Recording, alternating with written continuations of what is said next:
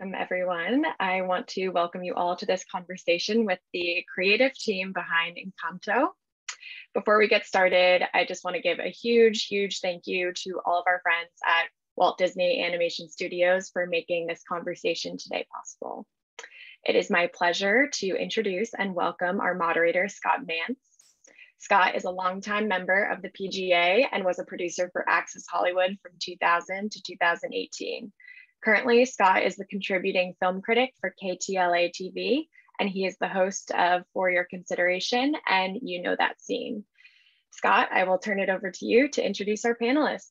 Thank you so very much for that very kind introduction. Very excited to get into a conversation with the filmmakers of ENCANTO. Joining us, producer Clark Spencer, p.g.a., producer Yvett Merino, p.g.a., director Byron Howard, director, screenwriter Jared Bush, co-director, screenwriter Charise Castro-Smith, and original songs by Lin-Manual Miranda. Welcome, everybody. So the first question is, it all comes down to the screenplay. The play is the thing. So I would love to start with Charise. Like how, and Jared, how did this story even come about? Let's start with you, Charise. Well, I came into this a little later on into the development process. Byron and Jared gave me a Skype call one day and they said, we're making the first Latinx Disney musical, and it's about an awkward 14-year-old girl who doesn't have magical powers. And I was like, I'm in, having been an awkward 14-year-old girl with no magical powers. So we knew that was sort of the basis of the story coming into it. And then as we really started to think about really being inspired by this tradition of magical realism that's so strong, such a strong part of Colombian culture, I thought about this family, this huge extended family, which was another part of the big initial impulse for this movie, and sort of how to translate the idea of this big extended family into magical realism. And so we started out thinking just about sort of family archetypes that we can all kind of relate to, you know, like the sort of mercurial aunt, or like the kid who is really shy, so he is kind of too shy to speak to people, so he speaks to animals. And we thought, how can we make this sort of bigger and magical? So we just really started with those grounding traits and then blew them up to magic size. So you chime in, Jared. I mean, yeah, you handle yes. I think you covered it. I'd say honestly, what we really at the very beginning, we started to look at our own families, and we knew we wanted to tell this extended family story. But how do you tell a story about family that hasn't been done before? And honestly, what we hadn't tried to tackle in the past was that families are great, but also can be complicated, can be difficult. And so we really started looking at our own families first. All of us together talked a lot about our own families. It's been like 5 years of therapy for all of us. And we started realizing there's all these commonalities we had, and many people have, both in terms of, you know, not really feeling seen in their families, but then ultimately not actually seeing their families fully as well. And so we have this amazing luxury at Disney Animation of trying many different things. And it's actually less about sort of like honing one idea and more exploring things that are interesting and ultimately putting those things together. Thank you for that. And, you know, I have to say, like in these last few years, Walt Disney Animation Studios has really become like the front runner. They've really been at the forefront for culturally specific films that appeal to the whole family. And Byron, I would love to get your take on the challenges to capturing this Colombian culture, the beauty. Oh, absolutely. You know, it is something we're hugely proud of. It was very important to us, I think, from the get-go. Like the moment, I think 5 years ago to the week that we started talking with Lynn about this partnership, about this idea of an extended family, and Lynn telling us that he had his heart set on making this set in Latin America. And then Latin America is enormous, as we all know. And the question is, where do we set this story? That felt organic. And again, Colombia came up. We had very close friends, Juan Rondon and Natalie Ozma, who are producers who worked with us on the documentary for Zootopia, who are Colombian. And the more they told us about Colombia, we knew that this was the place to go. Colombia is this crossroads of culture, of music, of dance, of beautifully diverse families that's embraced, and people are proud of that. And you see this great mix in families, and it's just in knowing what we wanted to represent. We went down there, we experienced it, we were welcomed by these amazing families, and this pride and this mixing that was present throughout the country. Not only that, Colombia being one of the birthplaces of magical realism was a massive light bulb for us about the influence of that storytelling style on this film, and inspiration from authors like Marquez and Isabel Allende. It's something that was incredibly important. And I would say to Clark and Yvette's credit, producing a film with a cultural component is like twice as much work as producing sort of a pure fantasy film. I would say like Tangled, I had a wonderful time. It was a much simpler story because it was a fairy tale. We had a lot of leeway. We didn't have to base it on absolute reality. We took a lot of liberties. With this, there's a responsibility that we treasure and we want to live up to, and we want to set a high bar. And honestly, we want to make our Colombian friends proud of us for kind of rising to the occasion. And I think that because we fell in love with Colombia along the way, it's been 5 years of falling more and more in love with Colombia and Colombians, that we wanted to be there and make this film everything we possibly could for it. So I couldn't be more proud. It is so much more work than other types of films, but man, I gotta say, everybody on the film just really like rose to the occasion. We could not be more proud of what everyone accomplished. Thank you so much, Byron. And Lynn, talk about being part of this from the get-go. You are like all over in terms of the collaborative process, really being a part of this from the beginning. What was that like for you to not just write these new songs, but really be a part of the story, be a part of the characters, and really get immersed in the Colombian culture like this? Yeah, it was a dream come true. You know, I had such a joyous experience on Moana, but I was hired several years into the development process on that. And I just, after the incredible time we had on that, I just said, like, let me just start at the beginning with you guys on the next one. I really just want to be a part of it. I was keenly aware in my research on Moana on how much Howard Ashman just sort of shook up Disney animation when he showed up and was like, here's what songs can do that animation can amplify even more. There's an amazing behind the scenes thing where he kind of holds this masterclass in musical theater to all of these animators as he's explaining the structure of The Little Mermaid and what he and Alan Menken are setting out to do. And so I knew there was value of getting there early and being in on the ground floor. And what was so much fun about this is, you know, writing music for animation is like writing musical theater on steroids. It's that many more collaborators. It's not just your writers and your directors, but your animation team. And so the give and take is across all these different art forms. And, you know, I can point to moments where I went first and let me try to write this opening number that lays out as clearly as possible who's who in the family and who has what gifts and how everyone's related. And that was something I wrote before we knew where the story was going. It was sort of like a thing to stick on the cork board. But then there's a song like Dos Oruguitas, which was directly inspired by the visual marvels that were coming out of the animation department. They'd found this beautiful sort of candle flame into butterfly visual motif. And the butterfly motif directly inspired the lyrics I wrote for that sequence. So the give and take, and the other thing, just selfishly as a lyricist who likes to pack in more words per measure than your average bear, the fact that animation can move at the speed of thought in a way that you can't really do on stage. You know, cut to me in my little corner of the world trying to think of as many rhymes for surface as possible. Cerberus, how big the iceberg is. And then cut to these incredible animators, and they can go to all of those places in the lyric at the speed of the lyric. It's a feast for a songwriter, and it was a feast to work on this movie. Wow, what a sandbox! Amazing. Yvette, tell us about the Colombian Cultural Trust. Yeah, so we were typically, as Byron mentioned, there was an early trip that Byron, Jared, and Lin-Manual took down to Colombia. And typically on a show, when we have our leadership team formed, we take our leaders down there so they can experience themselves. And we were all set to go, but we were going at the end of March of 2020. And so the trip didn't happen. Weeks before, Charise and I packed our bags. We were ready to go, but unfortunately, I was so excited to go to that rainforest.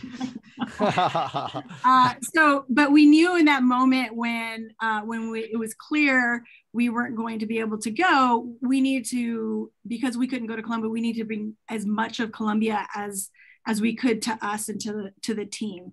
And so really we dove in using some of the research that Byron and Jared did early on in development, using some of the experts they connected with, but we really kind of created this team of experts in botany and architecture and most of them live in Colombia. Some of them live here in the US, but they're all Colombian and they know the Colombian culture. They know the history of how they used to build their houses. And so really all of that information came. And so creating this team that our artists can go to at any time and really kind of pull as much information as they can was important as we were creating this world. So Clark, so producing a Disney animated feature like this, just under normal circumstances, has to have its own set of challenges. But producing an animated feature like this during a global pandemic, that's the motherlode of challenges. What were the unique challenges brought about by this pandemic to get this movie finished? And how do you think some of those measures will be used moving forward? You're right. It was so complicated. This movie is probably the most visually complex movie we've ever made. We also have 12 characters in this story. There's 12 characters in this family. And, historically in animation, usually it's a buddy story. It's 2, maybe 3 characters, because in 90 minutes, how do you really get the audience to know each of those characters? So for Jared and Charise, they had to be thinking about it from the screenwriting standpoint. From Lynn, he had to be thinking about it from the songwriting standpoint. And then we had to think about it from the standpoint of how do we build all of these characters and think about all the layers of clothing and all the different hair textures and think about how we bring all of that to life. And then you add into that the pandemic, which separated us. We didn't start true production on this film until we actually were at home. We'd done the development piece of it, but the production really started while over 500 people were now working in their own individual homes. How do you keep people connected? How do you keep them connected to the project? When you're in a building together, you collaborate in a very deep way because you see each other in the hallway, or you go to somebody's desk and you can look at something that they're creating and be inspired by it. But we had to figure out how to do that while people are all separated. And so I think one of the keys was constantly communicating and constantly sharing and constantly letting people be inspired by something new that had been created for it. And in many cases, it was about bringing the team together and saying, let's listen to this next piece of a gift of music that Lynn had written and brought into the storytelling and talk about how it fits to get people to feel what they're creating, because what they put into it is based on what they're feeling about it, right? And if they're too separated, it's not going to happen. And so I think that was really one of the key elements of it. In terms of what we learn as we go forward, I think what's amazing is through technology, you can do it, right? We've created a movie from afar. So now the question is, as we start talking about coming back together, what does that look like? How does that shift? How does that change? How do we keep the collaboration, but still let people have what they've been able to do, which is be connected to their families, which has been an important part during all of this pandemic and an important part of this story in terms of this is a story about family and learning more about your family. Absolutely. And I must say, just as a testament to the filmmaking team, you would never know that this movie was made under these circumstances. So bravo to all of you. And that brings me back to Byron, like, because everybody was separated, how do you direct your actors doing their parts, and where did they record? That was really actually, we would fly to wherever our actors happened to be. Like if they were in Colombia, we would fly to Colombia or Miami or New York. That wasn't the case with this film because of the COVID quarantine. That, was impossible. So we traveled very infrequently, and we did much of this over Zoom, just like this. And it's not ideal, but our actors were just up, they were so into their parts. And I think because we try to cast people who are just naturally those characters. So I think it's no one putting on voices. Nobody is like putting on like a cartoon voice to be in this movie. We wanted people who felt organically like those family members. And I think because they are who they are, it was much of an easier ask for us to kind of like work with them over the Zoom. But, you know, normally this is about collaboration. Like we typically like to be in the room with them as they're recording, because it's such an isolating experience for even seasoned actors who are used to film sets and being in front of the camera to be put in this little box with a microphone in front and given lines that we ask them to do over and over and over again. It's a really weird experience. And so we like to be there as much as possible. But again, our team was so good. And even seeing like our cast just met each other for the first time a couple of weeks ago. We had like a little sort of family dinner over Zoom where they were all on screen at the same time. And typically we would be recording them in pairs or sometimes trios if they were singing. But again, this isolation has been so strange. But to your point, it is to the credit of the team and to our cast and Clark and Yvette as producers and like bring this all together. So it's very seamless. Like you would never know this movie was done during quarantine. But ideally, we are very sort of touchy-feely people. We are like a big family. So we like to kind of be in person whenever we can. So in the future, after it's all safe again, we're going to go back to that system. Oh yeah, I bet we're all counting down for that moment. And Lynn, I want to talk to you about this trip that you took to Colombia. Like how crucial was that to getting the look, the feel of the film? How is the movie just a million times better because of it? Yeah, it was everything. I remember first of all, I had my dad with me. I don't know whether Disney invited him or he invited himself, but he was there. And that ended up being really invaluable because he has perspectives as a father and a grandfather and someone who grew up in an intergenerational family in Puerto Rico that I don't have, having grown up in New York. But flying down there, and we really kind of went everywhere. We were in the city, we were deep in the country, and everywhere in between in Colombia. But the exciting part was really falling in love with the music. We'd hear live musicians almost every other night. We'd go to, we went to one restaurant nightclub that I think Jared shared a picture recently. And I was very grateful I went home early because Pennywise the Clown showed up at some point in the middle of the night. But the experiences we had there were really so incredible. And I think of more of the people we met and their pride in their country and in their music and their culture. That's something we wanted to infuse every frame and every note of this film with. Jared, I'd love to hear your take on how the screenplay inspired the music and then go back to Lynn with the vice versa part of that. Yeah, well, I'd say it's such a chicken and egg thing with Disney musicals, and I'd say Lynn is very unique in terms of his process. It I'd say aggressive collaboration is how I'd characterize it. I mean, it's this amazing back and forth where honestly from the beginning we really wanted to get to know who these characters were. We knew that probably Luisa is going to have a song, but we really need to understand who she is. But I think for both Charise and I, it wasn't until Lynn sort of did a big download on Luisa and then thought about it and then brought back a song that actually changed our understanding of that character quite a bit. I think it was adding in the grounded vulnerability to that character, the sense of this overwhelming pressure that she faced. It's one of I think the real joys of working on a movie like this and working on it with Lynn is that you get something like that, it changes your conception of the character, and then you go through and you ripple that through the entire script. And so I think constantly as we were moving through, we were both learning who these characters were, hearing a song, that song would give us a very specific vibe that you then want to build the rest of the movie around. So we had all these wonderful parts that you can never predict from setting out, but by the time you get to the end, it feels like it should always have been that way. And it's this, for me, it's just a really fun, amazing journey. And what's the other side to that, Lynn? How the screenplay inspired the music? Chicken egg is really a great way of describing it. There was so much back and forth, and I really do credit those Friday night meetings. We would meet every Friday night. That's exactly the process by which I worked on In the Heights with Tommy Kail. And it was like, if you don't bring something in, it's going to be a really short conversation. So I should bring something in. You know, you brought up Surface Pressure, Jared. And I think about that song a lot because to me, it's very inspired by my oldest sister. I have a sister who's 6 years older. She is much tougher than me.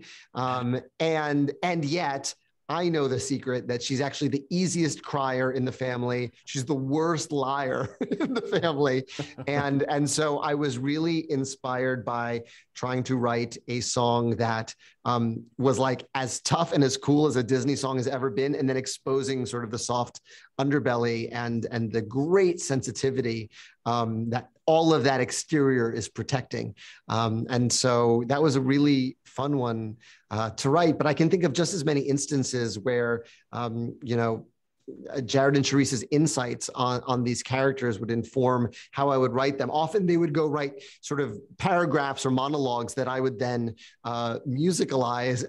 And what was really wild, particularly for a Disney process, was I almost made it sort of a perverse goal to write as many different kinds of songs as possible, because I kept saying, and then the last song will mash them all together, which is sort of like throwing a ton of plates up in the air and saying, and I'm going to catch them. So when it comes to the final song in the show, by then we have the virtue of all of these themes, and they're really different themes that we've created for different characters, and really writing group numbers and individual numbers. You know, for me, the fun of writing We Don't Talk About Bruno was getting to have these little soliloquies from voices that wouldn't necessarily, we don't have the real estate to give them their own song, but there comes a point in every process, if you're really cooking with gas with your collaborators, that you stop writing what your character should say and they start telling you what they should say. And I really felt that with Dolores when she showed up and We Don't Talk About Bruno, and you know, this character with super sensitive hearing is actually the quietest character in the show. And she actually talks really super fast. And she's actually the most insightful about the group dynamic because she can hear everyone, you know, whether she wants to or not. I was thrilled when her voice showed up within the context of that song. And then being able to pay that off later and later in the process. So Byron, tell me about Stephanie Beatrice. Oh my gosh, Stephanie was a godsend. She was, I mean, these movies are tough to cast, especially because, you know, with a musical, not only do they need to be able to sing, but for Mirabel, she's so layered and nuanced. Like, one thing we kept saying about this young woman in this family who did not have the same advantages as the rest of these amazing people, we did not want her to be a sad sack. Like, we told our story team, we told our animators, she is not sorry for herself, and if anyone was to feel sorry for her, she would probably get kind of pissed at them, honestly, and say, don't feel sorry for me. She's a strong character. So to find someone who had that mix of like the self-effacing sense of humor, a strength, and an emotional conviction, and honestly the ability to sing these crazy difficult songs, these beautiful songs that Lynn wrote.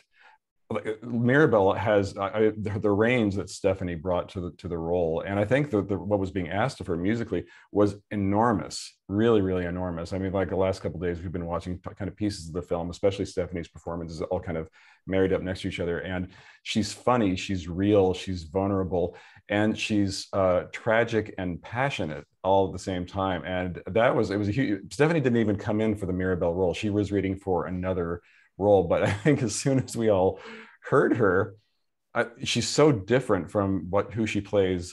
Diaz on Brooklyn Nine-Nine, which I've watched for years, and I was so shocked that this was not the performance I was hearing from her that I actually checked the call sheet to make sure it was the same Stephanie Beatrice, and it was. And so she was really our like one of our miracles, like just the providence that we found her and that we connected with her at the right time for her to be in this movie really brought Mirabel to life, and it really changed everything from that point on. So yeah, I can't say enough about her. She's pretty incredible. Yvette, I would love to hear about just capturing the right tone of the film, because, you know, certain films they're more for kids. Obviously, certain films are more for adults. And then you get animated movies mostly from Disney Animated Studios that are in that sweet spot. They're for both equally. What was the challenges to really get that right tone with Encanto? Well, I think, you know, when we start very early on and start creating the story, we talk about trying to create a story for everyone, you know, and I have a lot of my friends, you know, not anymore, but they say, oh, I don't watch anime, I don't have kids. I was like, go see it, it's for everyone. And it really is. And it's really, I think it just goes back to Byron, Jared, and Charise and Lynn, and the stories they wanted to tell, and all of the talking and discussions we had early on about family and what it meant. And it all goes back to that. And when it comes from such a true place, it really kind of is a story that really is for everyone. And we're fortunate that we have so many characters. There's a character in here for everyone in this film. So it really is a lot of credit to Byron, Jared, Charise, and Lin-Manual really for kind of sharing and getting deep into their families and what it meant to be a part of their families, and what it, you know, all the different experiences that they had, and bringing it in and sharing it and creating this story with it. Real quick, closing us out, Clark, why is this movie just the right movie at the right time? You know, I think when I think about this movie, I think about joy. I think there's true emotion, there's heart in this film, but there's comedy and there's joy. It's visually stunning. The music is phenomenal. I think we've all spent a lot of time, you know, during this pandemic alone. And this is a movie about family and people coming together and learning about each other. And I think it's that kind of togetherness as well with these visuals, with this incredible music, that just makes it a joyful experience. And you go on this incredible journey. You know, I always think with Disney animation, if we do our jobs right, we take people to a world that they haven't been to before. We create characters that they can fall in love with. And we tell a story that's going to hit them in the heart, hopefully, and cause them to want to talk about it afterwards. And I think Encanto has all of that. It definitely has all of that. I want to thank all of you for this amazing conversation. Bravo. Congrats on the film. Best of luck to all of you. Have a great time. Thank you so much. Thanks so much. Thank you so much. Everybody.